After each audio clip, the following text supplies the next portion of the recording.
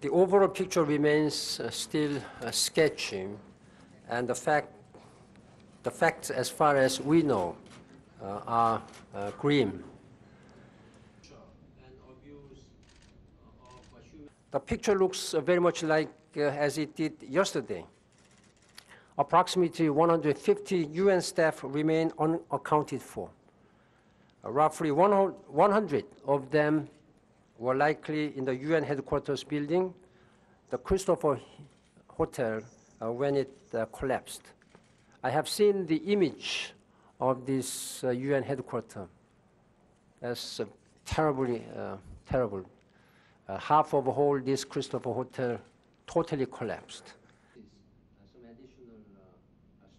According to our experience in the past disasters like this, we have seen many survivors who were found even after many days later.